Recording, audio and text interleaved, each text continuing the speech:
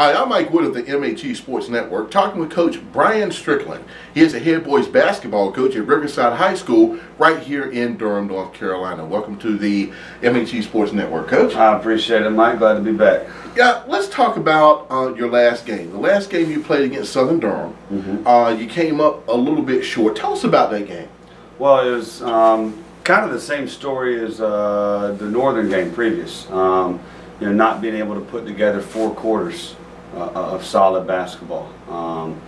Give credit to Southern for them executing and sticking, fight until the end, and being able in the last couple of minutes to stretch the lead out. But we've got to take care of the ball more. We've got to truly value every possession, and it's something that we just did not do Tuesday night. All right. Well, let's fast forward. Your next opponent tonight is Hillside over at Hornets Gymnasium. Tell us about that game.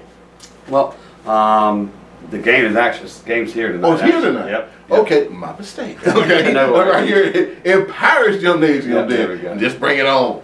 Well, I mean, talking about a perfect test to see, if the guys can bounce back from, not taking care of the basketball last game. Hillside's going to bring a lot of pressure, a lot of full court pressure, a lot of trapping, and so this is a game where our guys are really going to have to answer the call. We've gone over it in practice, we've watched film on it, but it's their job when they step between the lines to take care of the basketball. And this is going to be a great test for our guys tonight. Yeah, that was one of the things I was going to ask you. What's the difference between, let's contrast, since you've seen them both, you've seen Southern and you've seen Hillside, contrast the different styles between those two teams and what kind of problems it will pose for you. Well, I mean, the teams are actually, somewhat similar in their pressing and their, aggressive defense. Southern has been more of a, in the past, more of a man-to-man team, but this year ran a lot of zone against us, both press and half-court situations. Hillside, from what I've seen and what we've scouted, is a little bit of both, but a lot of full court man kind of run and jump press.